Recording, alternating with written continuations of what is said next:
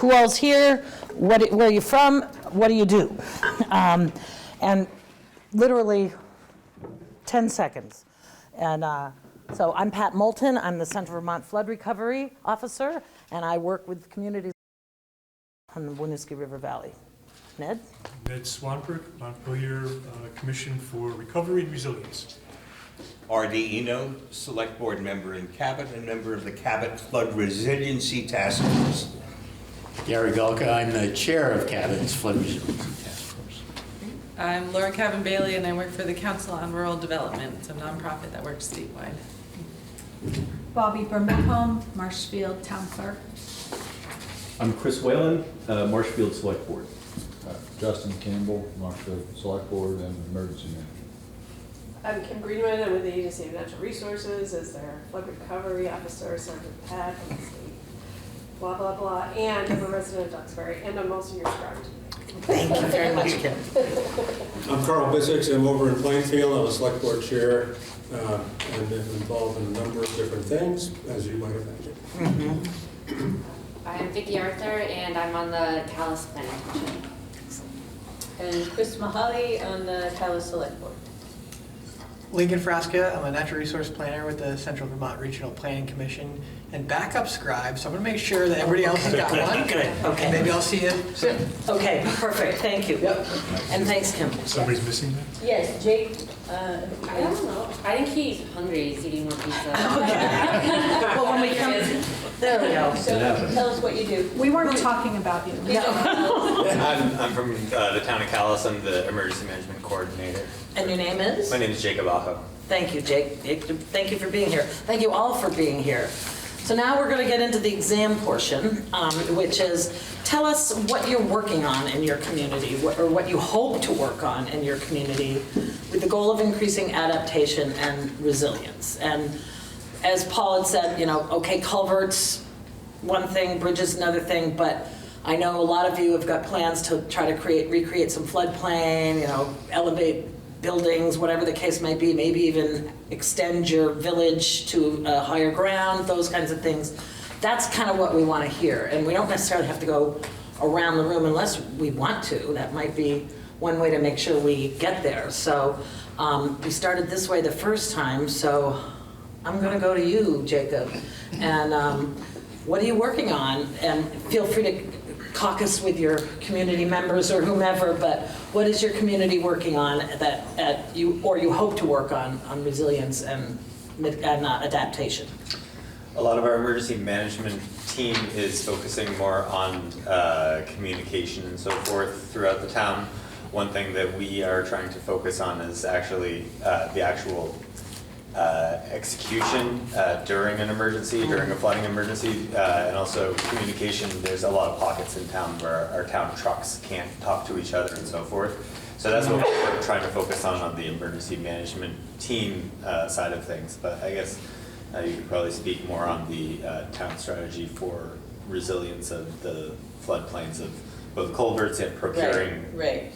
Calais, most of the damage that Calais suffered in 23 and 24 was roads. And so much of our focus has been road work, culverts, and ditches.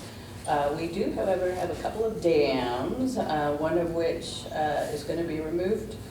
The other is the dam at Curtis Pond, which is newly rebuilt. And so that's not quite finished, but that was a huge project for the small town of Calais. And we're doing regulatory stuff with shore zone regulations, which is still, which is new and hopefully gonna help with the flood resilience. Do you want to speak about the quarry? Well, that's totally up in the air, but there's a possibility that the town will purchase a property that has a quarry on it. One of our issues in 23 was the lack of gravel. And so that is one of the things that we are interested in discussing regionally is like, what, does every town have to get their own gravel? Or might we think about some sort of regional sourcing of that important material? And I guess you've got stuff going on in the town plan also, because we've got a town plan update also happening. Yes, gosh, we don't need to go into that, but we recently adopted, our latest floodplain ordinance, which included the river corridor ordinance, which was great. I don't know if that's still technically in place at this, we don't need to get into that, but it will be, which I'm really happy, Calais has some of really great standards. We're really, for future development, we're really protected, but that also kind of leaves, a lot of our town centers are in floodplains, as is most of Vermont. That's where the flatland is. So it's where, one of the things in the Planning Commission we always talk about is where do we want our future development, where do we want to focus it. We love our town centers. Calais has, we have so many little post offices and little stores and all these little ponds near all of them and little dams and everything, and how do we maintain it in a sustainable way. So, it's a balancing act, but I think the adoption of those standards was a great accomplishment. Perfect. Great. Carl, we know Plainfield's got a lot going on. Where to begin? It was interesting. The 23 flood was mostly a Winooski River problem. This time it was the Great Brook, which turned into a really raging river that took out many of our culverts. We have on the Brook Road, which is a federally recognized connector highway, there are 11 bridges, 7 of which have been pretty badly damaged. The road has been scoured out. We have what we call the Grand Canyon, which is a 175-foot chasm where the road used to be, is now gone.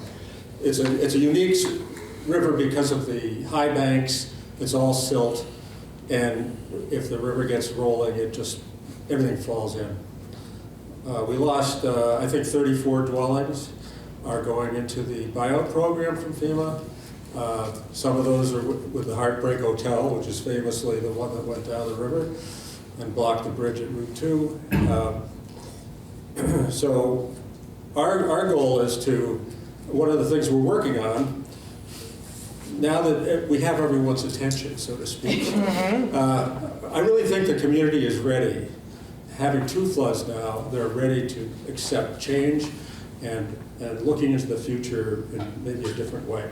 So we're working on a project where we're buying a 24-acre parcel, hope to put 25, 30 sites on it. The town would buy this, sell the sites to get the money back, and then sell the sites to homeowners who would build a house. And our hope is that the community that existed next to the river that's going to be gone, and there's going to be a park, that community, hopefully some of those folks can go up to this new community. We also have the issue of Goddard College, which was just sold to, thankfully, a developer that seems very willing to talk to the town, to consider the town's interests. He's talking about maintaining the Hay Barn Theater, starting a restaurant, and housing. Whatever he can put in for housing, he's going to do and give priority to people that lost their homes. So we have some unbelievable volunteers. I know everyone here is happy to have volunteers in their town, but man, we have folks that really have stepped up and are doing great work with grant writing. We just had our FEMA visit, so we have 60 days to come up with our damage list, which is virtually done already. And so I think we're in a good place. And I'm actually excited about the future. I mean, I think that this kind of pain, which the whole community feels, makes us reassess what is important. Well, what's important to us is our community, and we want to try to keep it together. So we're working at that. Excellent. And that's where we're at. Yep. Yeah. Kim, do you want to? I'm just Okay. Thank you. And Justin, Chris, Bobby, feel free to work as a team and talk about what you're doing in Like we Marshfield. do typically. Which is beautiful. I'm going to leave some of our emergency planning to Chris, who's really stepped up of late discussing that. But one of the big issues that we're looking at is potentially restoring, I don't know if restoring is even the right word, creating some floodplain, sort of flood storage area. In particular, our main concern right now is the area around the old Schoolhouse Commons, which is our town, where our town office and library, sort of town center is there. The building has suffered damage from water infiltration, not direct impact of flood water, but groundwater has changed the circumstances there. And so we've had, in 23, we had major impact. We lost 4 bridges, another one, that needs to be replaced. So we're 5 total bridges, lots of culverts and road work, of course. But we're just beginning, I feel like, to be able to turn to that more long-term view that Carl was talking about. I think it sounds like Plainfield has really made leaps and bounds in that, and it feels like we've been kind of spinning our wheels on that piece of it. We've been very absorbed with recovery from all the damage, and so we're just kind of getting our feet under us now in terms of making some of these longer-term, bigger decisions. I think Marshfield is well positioned to help with a lot of sort of pressure relief in the Winooski River, because we do have a very conserved, we've got some mileage of well-conserved river corridor where there's not, there's not a lot of development, not a lot of houses right along, close to the river going down through there. So I think there's a big opportunity for the watershed within the bounds of Marshfield to sort of relieve some pressure for downstream. So I'm hoping that this, helps us to trigger, whether it's additional resources, information, all those pieces to kind of start making some real headway on those long-term projects. Chris has been very involved lately with our Yeah, thanks, Justin. So I'm the newest Marshfield Select Board member, being elected back in March. For the 2023 flood, which I think affected us the most, Justin, Bobby, and other members of the town just did a wonderful job, I thought, of handling the emergency. 2024 for us wasn't as bad, relatively speaking. But as a new select board member, I started thinking about resiliency, and I thought about the systems that we have in place to ensure that everyone's safe and that we're working together in as coordinated a fashion as we could, okay? Recently, Justin and I attended a tabletop exercise, which some of you might have been at, sponsored by Green Mountain Power, where they worked through some disaster scenarios and asked members of the municipal body, what steps would you be taking? The idea was to find holes in the system that could be plugged before the disaster occurs. Now that really stuck with me, and I thought I wanted to replicate that on the municipal level for Marshfield. So we're in the midst of planning a tabletop exercise with all of our emergency personnel together in a room. We're going to come up, Justin and I are going to come up with a couple scenarios that we're going to play through and just see, what are we going to do? How are we going to make sure everybody's safe? What steps do we take to mitigate the damage? We'll see how it goes, but I like to hope that it'll make us better prepared for the inevitable next event. That's fantastic. And the only thing I would think about, and maybe it's not the first one, is maybe that's something other communities along the watershed could visit or see to see how they could replicate that in their own town, just to plant the seed there. That's a great idea, Yeah. and certainly we would be willing to share whatever we do with anyone. What we thought was important is that we start in the town of Marshfield. I mean, I'm really glad we're all gathered as a region this evening, but we want to make sure that we have our house in order. quickly as best we can, and then we want to be part of the larger community as well. They're not mutually exclusive. I think that's wise because every community has its own issues. Right. We have a bridge that leads us into our community downtown in Plainfield. If that would go out, we have no way to get half the town like to Route 2. Yeah. And so we're starting to think about where could we at least have a temporary bridge to give us access if there was an emergency like that. But I think you're right. You have to focus on your own town first, but then think about the whole watershed as a community. Yeah. Excellent point. Bobby, do you want to add anything else, or? Just that we had talked about, after we do the tabletop in-house, then maybe doing a presentation at town meeting That's a great idea. to notify the public of Yep. what we're doing. And that's, I just want to echo what Bobby's saying. That's so important that the community be a part of this. I mean, we don't want to have everybody in town in the same room at Right. once, but we want to share what we've learned and what we're thinking, and we want to get other people thinking about it as well. We had one of those meetings about a month after the event. I was getting a lot of questions. You know, what are we going to do about Brook Road? How'd this happen? Did a dam break? You know, nobody really knew the answer. So we had a meeting with experts on the river, this particular river, and we had over 200 people attend. So that was pretty significant in a town of 1,200. Which is fantastic. I mean, Yeah. that kind of river education piece. And it was I think is very huge. appreciated. Yep. People really just Yep. want information, so I think you're right on. Yep. Laura, anything you want to? Okay. Nothing to add right now. We'll turn to Cabot, and Artie and Gary, feel free to Well, team. we're at the headwaters, but I'm afraid we haven't really begun, we've hardly begun to address headwater issues. We have a village through which two tributaries run directly into the Winooski.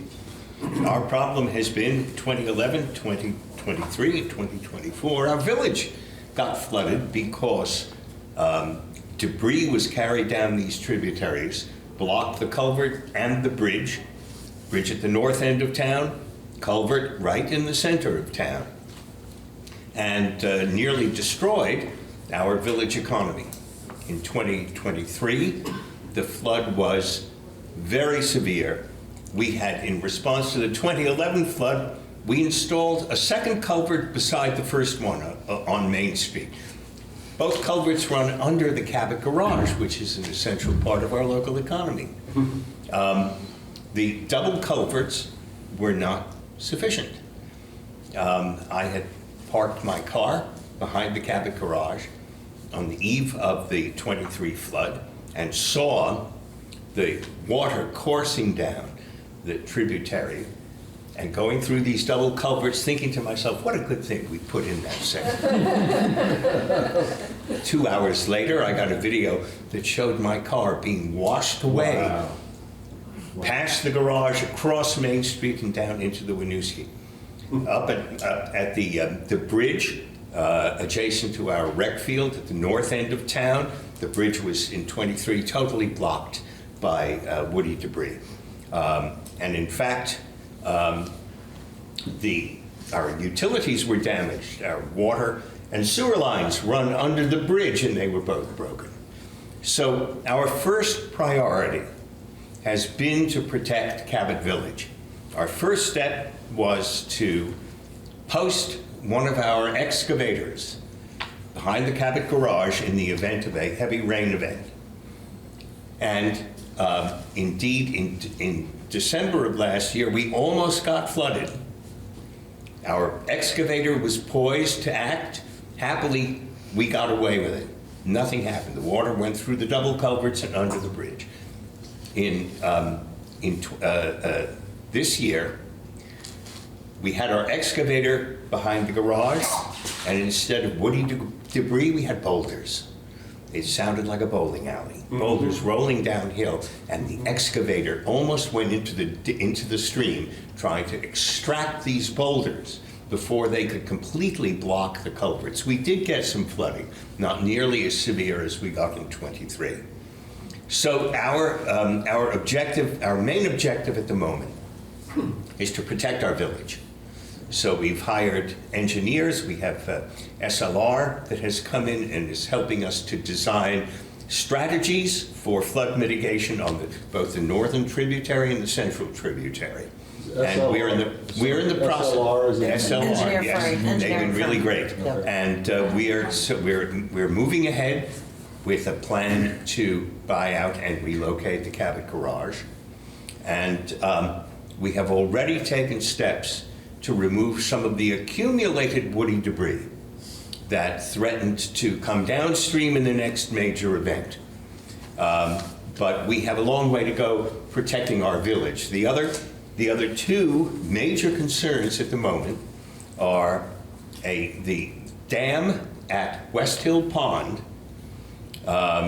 which is in very bad condition and threatens to come loose at any moment and will completely flood Lower Cabot, which is the village just south along Route 2, south of Cabot Central Village. So we're concerned about shoring up that dam. We also had a dam adjacent to our a wastewater treatment facility. It was a dam that had created a sawmill pond for a sawmill. And some of you may know, it's on the way to our recycling center. And that sawmill, which we have been trying to buy for many years, with no success. That sawmill was completely destroyed in the 23 flood, and the dam, which we had been planning to remove with great care, was extracted in a moment and causing a great deal of damage downstream. Yes, that's these aging dams. It sounds like you've undertaken a big project in Calais and identified others that are issues, but we definitely saw the effects of. I live in Marshfield Village. And our apologies, we didn't get to that dam in time. And nature took care of it. Those, in addition to major road damage, those are our three major areas of concern at the moment. But Gary Gulka is not only the chair of the Flood Resiliency Task Force, he's also the chair of the Conservation Committee. And he has been focused for years, not just in the immediate emergency, on longer-term flood mitigation strategies. Why don't you? I'll be real brief because you covered a lot and you spent a lot of time. But yeah, well, no, you did pretty good. I also wanted to mention we lost our fire department. It didn't go into the river, but it would have. It was basically condemned. So we lost that. These tributaries are very, very steep. The problem is that you can't really access adequate floodplain to control that water. So it's like, unfortunately, we have to at least now focus a lot on the structures to allow water to get through them and not damage the village. As RD said, I mean, we got right out and got a FEMA advanced assistance grant to basically hire the engineering firm to come up with alternatives for, avoiding future village flooding. And we were lucky enough to have alternatives that would work. And now we'll have to apply for hazard mitigation funding to implement those. Personally, I'm very interested in going beyond the village flooding we are a headwaters town. Similar in a lot of ways to the river in Marshfield. We have floodplain, not as much, but we're eyeing properties where, we can find access to the floodplain. A lot of the problems we have in Winooski is it's incised. There's not very good access to those floodplains until we figure out a way to modify the floodplains, earth moving and things like that, so we can do that. So I'm very much thinking beyond this problem, which is still going to take a couple of years to fix. And I'm hoping, down the road we can have some regional studies to look at where we can best divert stormwater flows through floodplains and other things. Another thing I'm very interested in is strategic wood additions in the upland streams to help out in the future, but I'll stop there at this point. Well, actually, if you could speak a little more to that, the debris management, in particular the woody debris that's created a lot of problems, I believe, in the Great Brook, and we've seen sort of damage compounded by that, and so I'm wondering, within the watershed, the state implemented some cleanup along Winooski in Marshfield.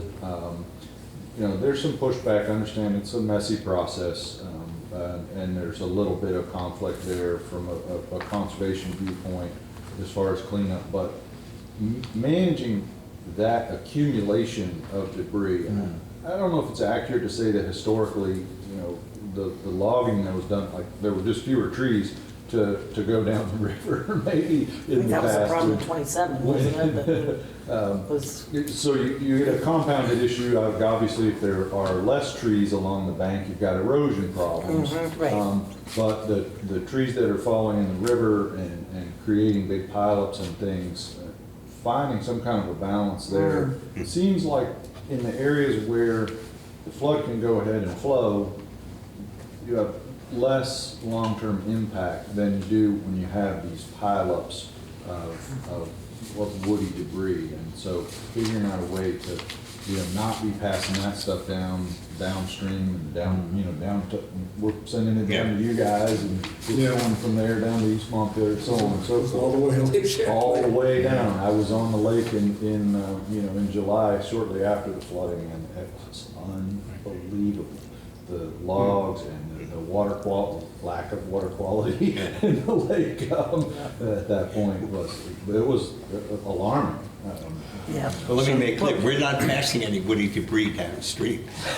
It's all getting caught in the culvert and under the bridge. Justin, you segued beautifully, I think, to the second question that we want to probe with you, which is, what are some of your needs? Where are the gaps? Where are the obstacles? And your identification of what's that balance for woody debris is a gap, I think, and a need that the communities have. And to your point about Lake Champlain, I saw a photograph of Long Island Sound post-Irene, and just the mud and the fluvial, what do they call that? That was in the sound from all the crap that washed down from New England was quite amazing. So, and we have to remember that it's not just us. All our stuff either goes to the lake or the Connecticut River or other rivers and just becomes Massachusetts and Connecticut's problem too. So, but let's talk a little bit. And I know you all know what some of the obstacles, challenges you have. What are your needs? I know capacity is a need, but and feel free. We don't need to go around the table on this, but feel free to expertise. We don't have the expertise. We have probably 8 miles at least of the Winooski River, and most of it is undeveloped. It seems like there are huge opportunities there to do floodplain restoration, but that's a bigger task than the three of us can figure out on our own. I would say like the engineering firm we hired, which is one of the top-notch We've sent them firms. RFPs, they don't respond. Because they're too busy working with everybody else. Well, we were fortunate there. But I agree 100%. We need the expertise to help us prioritize and identify things that we can do that are going to have the greatest impact. And you mentioned earlier, it would be great to do regional studies, because what you do is going to help us, and what we do is going to help them. And what was really amazing from our engineering work that we've had done so far is just the modeling of storms and storm flows. Just to see, I mean, we could never do that ourselves.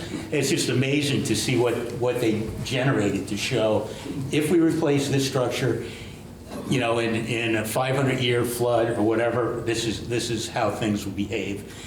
And it's really was an eye-opener. We could never, we would look at things and say, that looks like it would work, but without that engineering expertise, we would be nowhere. Ned, had something you were going to Well, I was just going to suggest. say, I'm here in part, yeah, from Montpelier.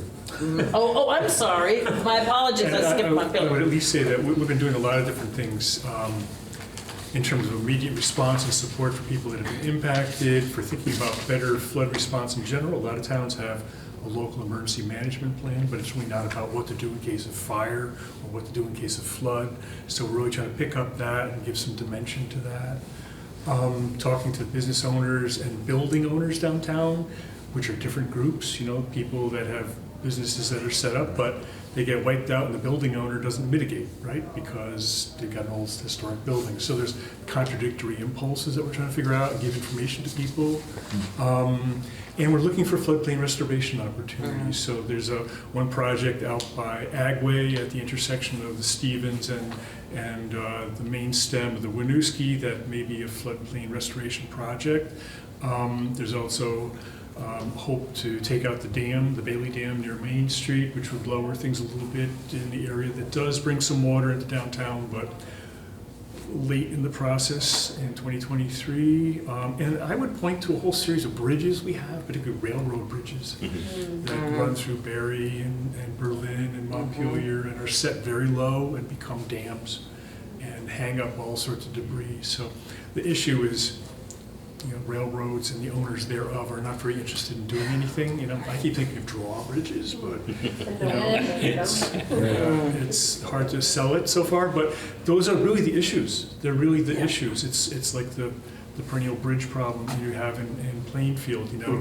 We never quite get around to it, but we can point at it. That's a problem. Right. And we got to keep harping on those and insisting somewhere that we deal with them. I think the planning is what's critical. Where do we want to be in 10 years, and what are the most critical things to get us there, I guess? The planning piece of it is, I think, for myself anyway, I've been a little bit just, I don't know if we're in shock, but we've had events, we've suffered major damage from events in the last couple of years that were 9-inch storms, 10-inch storms, and we're planning sort of accordingly, but then there's a 20+ inch storm in the Carolinas. That's not outside of the realm of imagination.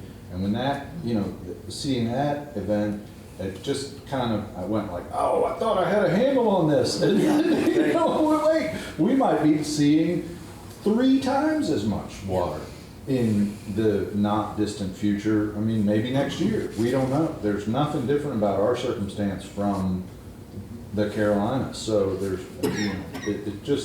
it's like it just, we're doing something, but it keeps getting bigger. It keeps getting bigger and bigger. And so it's hard to wrap your head around that. Yeah, but I think we have to assume it is going to get bigger. Absolutely. So whatever we do is going to anticipate. And so it leads me to wonder if maybe, I've heard of people building, why not just keep our temporary bridges and let them go down the river when the time comes, and have a cheap structure that we can put, and maybe we need to start thinking a little bit more about some things as not permanent structures. We've maybe been fooling ourselves with thinking that we can build to withstand some of this. Maybe that's not the right way to think about it. Yeah, if the water's 5 feet higher and it's floating logs on top of it, why wouldn't it hit a new bridge? Right, it's gonna hit a new bridge too, and how can we afford to build to that standard with the resources that we have is one of the things that I run up against. We're looking for funding sources all the time, and we're stretched thin. We don't have a deep bench of grant writers and fund finders. And, See, that's where we have an advantage. Yeah, I bet you because do. we've got Gary. Yeah. We have Peg Elmer Hall. Yeah. And between them, they have been absolutely invaluable to the town. That is a skill, that's a trade is not my specialty. I don't know where we would be without them. And, and of course, they're both volunteers. I would be happy to offer to share them with other communities. See? How do you feel about that, Gary? But Right what, next to mowing down the street. I think everything that we've said is converging on this, on the idea that what we need is a regional compact, a regional municipal district of watershed towns that as a district can explore strategies for long-term mitigation. Right. Certainly in Cabot, we're at the headwaters. Elsewhere along the river. And also crucial to this, and that's an idea that we've kicked around a little bit and it's still percolating, but the idea that the state needs to be not a grantor, but a partner in our efforts. We can't, for all of the expertise that we have, we can't do it by ourselves. And the funding is so confusing. Exactly. And just. We have never, it has been, if it weren't for Gary and Peg, we'd be totally lost in this labyrinth of grant opportunities. I was thinking about the expertise that was being discussed earlier for mitigation. I think Marshfield is looking for expertise in navigating the bureaucracy to rebuild. We spend our select board meetings talking about the different grants and FEMA this and that and the other thing, and it's frustrating, quite frankly, as a volunteer to spend so much time and to run into so many roadblocks when it would be great to have organizations come to us and say, what do you need and how can we make it happen? We're volunteers. Our town has been badly damaged. We need assistance without a lot of hurdles to clear.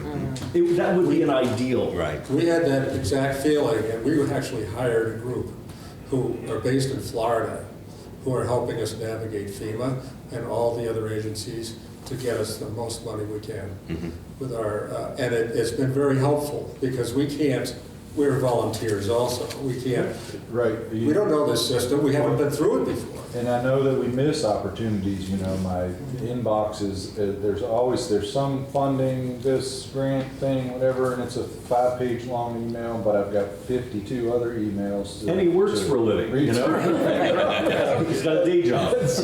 So it's, you're missing opportunities. Yeah, but we're also, I just want to say, we're also we're thinking about hiring a grant writer for the town, for a salary that they will pay for through the grants that they get.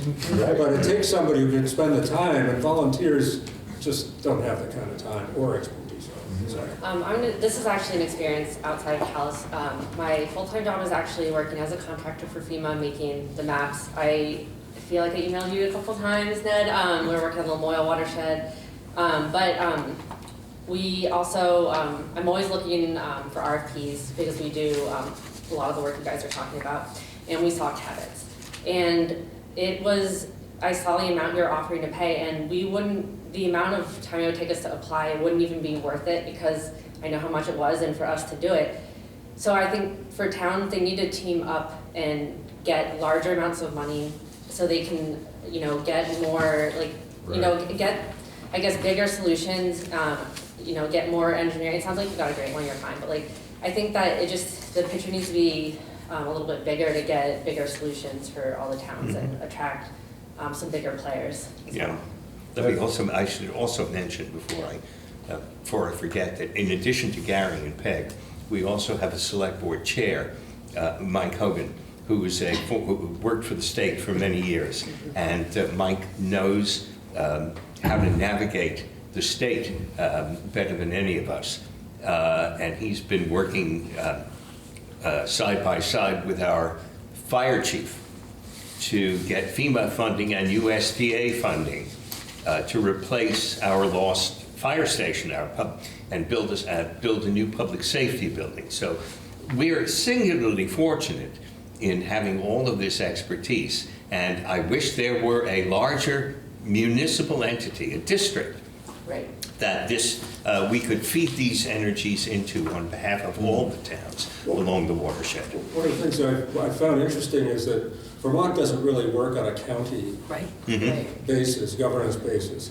And it's unusual for people coming in from out of Yeah. state, they're, well, you're in Washington County, why, where's your county government? Yeah. Well, sorry. So that's very interesting, and it does require more volunteer and just local support, but if we could combine our expertise, I think it would help a lot. Isn't there a study at the state, aren't they studying county governments? Yes, there's a couple of different initiatives, and Kim, feel free to jump in too, but there is, the legislature funded some study work that UVM is going to do around some sort of regional government. The county government things feels like the third rail in Vermont. It's kind of like, what do you mean? No local control. But it comes through in spades in emergencies. So yes, that's one thing that's going on that I'm not really sure of the status of that.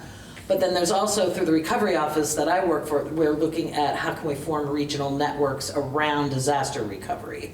I'm the first disaster or long-term recovery officer that I'm ever aware of that the state has hired, and there's one of me trying to work in 30 communities. I'm doing my best, but the hope is that we can look at me in all parts of the state, and then also what else do we need to support not just immediate response but that long-term recovery. I mean, because our regional planning commissions are overbooked, understaffed. I mean, it's like everywhere you turn, there's inadequate.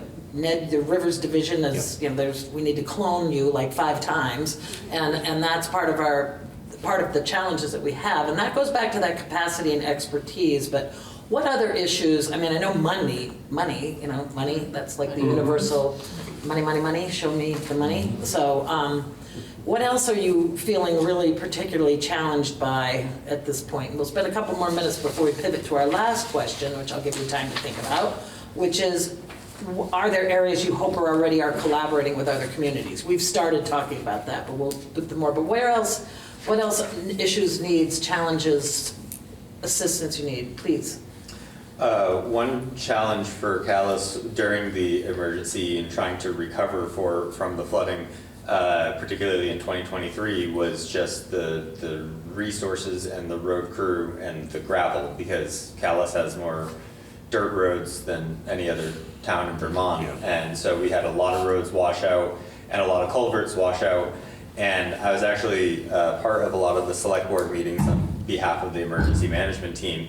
And one thing I thought was really wise choice by the road crew and the select board at the time was the advice from FEMA was to just replace it with the same size culvert and get compensated for it, and then get a grant to do hazard mitigation mitigation to upsize it. And they said, we don't have the time, we don't have the people power to even be able to do that. And so they upsized the culverts to based on what they thought was appropriate for being able to handle more capacity. It would have been great to have some professional advice from some engineers to provide insight on that. But I thought that was a great move from them, because they looked at the practical reality of, we just don't have the time. If we replace it now, then what are we going to do? Dig it back up and then put a bigger culvert in it later, and then who's going to write the grants? Did you run into problems with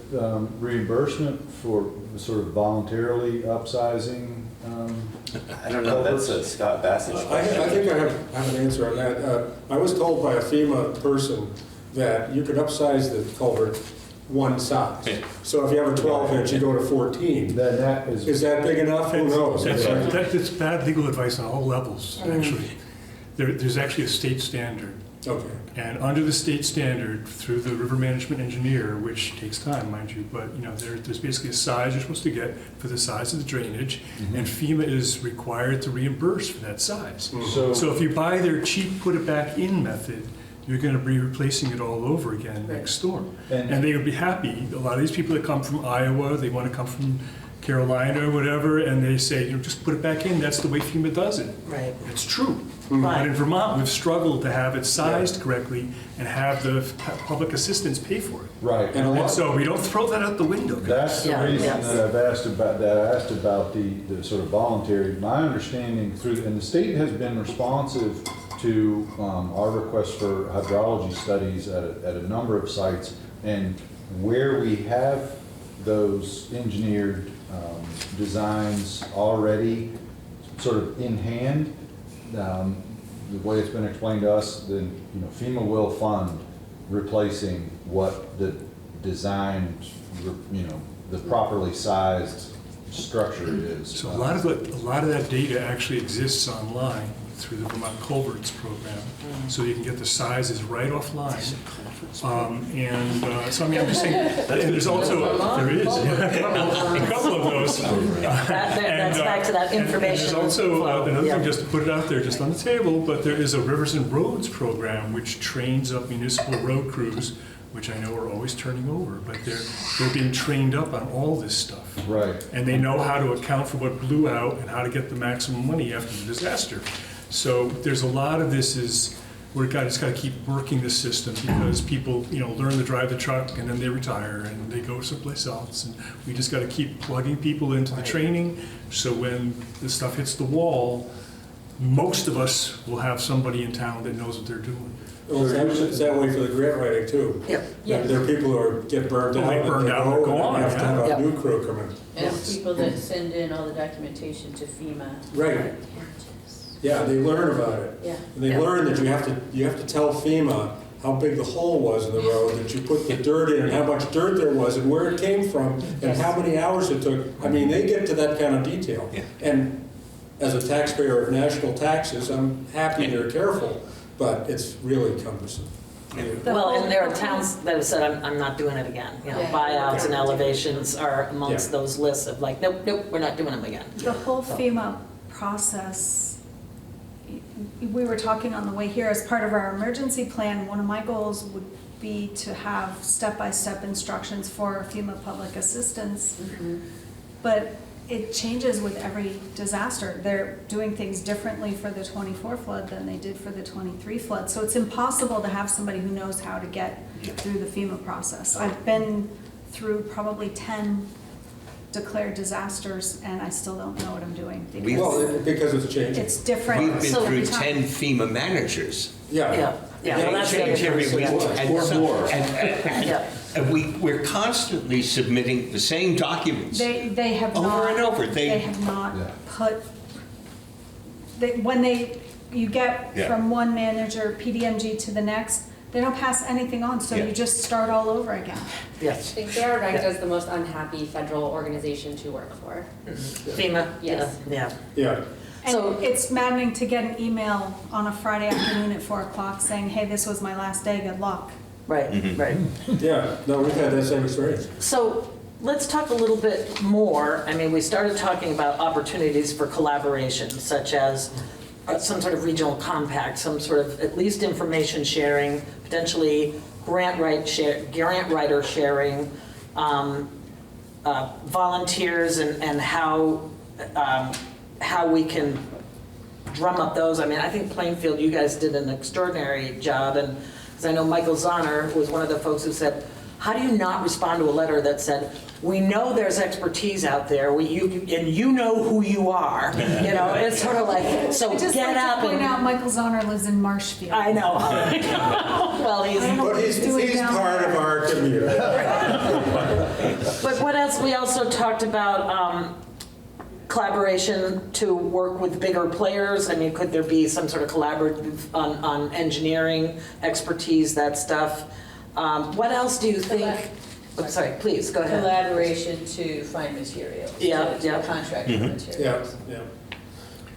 Well, here's an example. We're talking about maybe taking out our dam, the Batchelder Dam, right in the heart of our village, which will probably affect people downstream.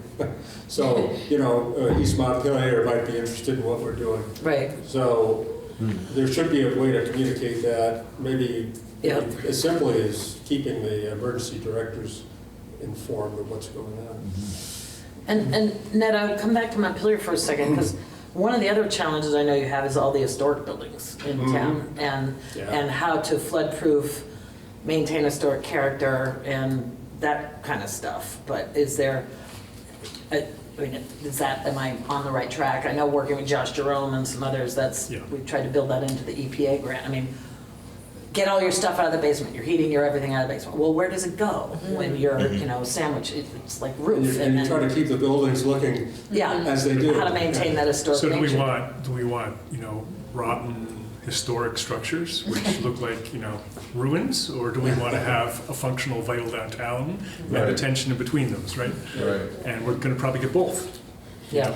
But I think we need to be making sure we have a vital downtown as we're trying to keep the historic stuff intact to the extent it can. But as you know, you walk down Main Street, and in Montpelier, down the hill, you'll see, it's 3 feet off of State Street and Main Street. The water came up to the top of the flood barrier on the federal building at the post office and went over it, and so it filled the whole thing, and it's still closed. So anyway, we've got a tension there, Yep. Well, and now we learned today, I believe, that the feds want to get rid of the federal building in Montpelier. They're ready to, Nobody loves it. well, We should put the old one back that was there in the 1800s. and there's a process they have to go through to liquidate that, but Well, that's interesting. it's just, and you've got the state office complex in Montpelier, and they're going through, okay, what do we need to do? I mean, so it's a lot of that planning. But where else do you think that we could look at, to your point about take out a bridge or a dam that might affect East Montpelier, and how do you get that communication? But That's good stuff. Yeah, That helps East Montpelier. Yeah, and And it helps you. Yeah, it helps the exactly. fish go upstream. Yeah. That's why I like it. Kind of picking up on that point a little bit. I was talking earlier about Marshfield thinking about how to implement an emergency plan without any holes. But, extrapolating that a little bit, it could be kind of interesting to build that into more of a regional sort of thinking where, we talked several times this evening about how these rain events are really kind of weird because they can be so localized sometimes. And so if we had a better organized municipal force available, if Cabot really gets hit hard, Marshfield and other towns could step in. That could work for all of us. Mutual aid. Where towns that aren't as badly affected could step in to help towns that are badly affected. I will give some kudos to Montpelier, who donated a couple days of dump trucks and labor to take 3 feet of silt off one of our little roads. That kind of collaboration can be returned in kind if you have an event and we don't. It would be nice to have a clearinghouse for that, like a sort of front office for people to. And you can get that reimbursed too. Yeah. Right. Yes. If people are ready for it, and postured for it. Having a mechanism to be ready and. I think the road crews do a little bit of that behind the scenes. I know our road crew has talked about how they work with Cabot and Plainfield's road crew, and I almost get the sense that they want to say, select board, stay out of it. Right, we know each other, let us work it out. Some of that behind, some of that. But anytime you know there's an ice storm, you start to see the trucks come from Quebec, the utility trucks, and vice versa. You see them coming up from Connecticut or whatever they can. So that mutual aid network is very well developed in like your fire and ambulance and utilities, and utilities, but not so much on the, hey, I got a town clerk that's overwhelmed, she could really use some help, or where's the grant writer, or those are some of the areas, and I think I don't want to make Michelle Braun's life miserable, but the Friends of the Winooski is doing a lot of this analysis on dam removal and et cetera. So James, can I mention something on please? That front? So my name is James Ray. I'm with the Montpelier Commission on the emergency management side of things. And if it's already been talked about here, please just shut me up. The commission is, one of the major things we're doing is working on an emergency management plan for Montpelier in conjunction with the city and population groups that's in the works as we speak. And I bring it up because the plans for it are, one, that it will be shared as a model for others to copy and use, but also more specifically to your point, and I'm not on the subgroup, so I don't want to speak too specifically, but I know as a commission-wide meeting, we discussed exactly what you're talking about, that part of that plan should include what happens when we're fine, but Plainfield gets hammered. Right. You know, what happens when we're fine and Cabot get, you know, and this. That's what we're seeing Yeah, is happening. so Right. that there's a plan in place, not only for our town, but to channel resources as needed, exactly as you said. So We need to a long way to say, I would encourage you to reach out to John Copans about the Montpelier emergency plan. And I can help connect on Yeah. that too. But I think we need to enlarge what we mean by we. Yep. Right, yeah. Yeah. And as a watershed group, this is really important, but, you know, there's also going to be places like Hardwick, just over the hill, you know? Yeah. And we need to be mindful. It's not just a watershed sometimes. Right, yeah. I've become more focused on the fact that I've watched our community really become a community in this horrible event. And I see the whole watershed as our community. We're all in this, you know. We have the same kind of issues, and if we can help each other with ideas or equipment or whatever it takes, that's what communities do. To that point, I definitely want to express a thanks. I was excited for this to happen. I think this is timely. Yeah, thank you. This is timely, and Yep. this is the conversation that needs to be had. One of the things that I heard coming out of Barry and some extent Montpelier, but the Barry city manager talked about, there's like one machine in all of New England that can remove debris from bridges, like easily without having to get in the water. And why is that? And could there not be that similar kind of equipment, a couple of places at least in Vermont, and that you can share, like, okay, so Northern Vermont, here you go, all right, we're gonna start, you know, we prioritize based on where the worst of the debris is. But especially, you know, in this July when we had the flood on the 10th, and then another one when it was 24th, I mean, and everybody still had all this debris everywhere, and the big concern is that's just gonna start flowing and take out a lot more things that were not there. And You joked about the drawbridge. Yeah. But I wonder if it isn't, for some places, a solution, because you lift it when you have debris flowing down. Yep. But that, I think that idea of watershed-wide collaboration, I mean, it's huge. But your point too, Ned, that just over the hill is a neighboring community, different watershed, but really struggling. And yeah, I mean, so what other ideas do you think? We've got a couple more minutes left, and my watch is always fast. Just a couple minutes. Okay, just a couple minutes. Wrap it up. Okay.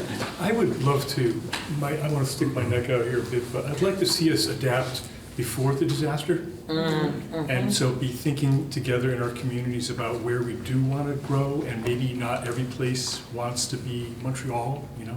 Maybe we all come to scale, but we think about what the safe division is, and we say, this is where we're going to be putting our vital community here, and not there. And we're going to create the funding, the mechanisms, the invitations to draw people into that new and wonderful, glorious place where it's happening.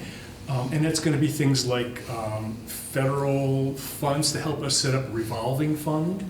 It's going to be having maybe a TIF that basically taxes people in the flood zone, and people that use it to mitigate take the money to leverage that. You know, maybe there's a transfer of development rights. You know, you're in a precarious spot. You might want to think about getting one of those slots in this higher density but lovely garden community.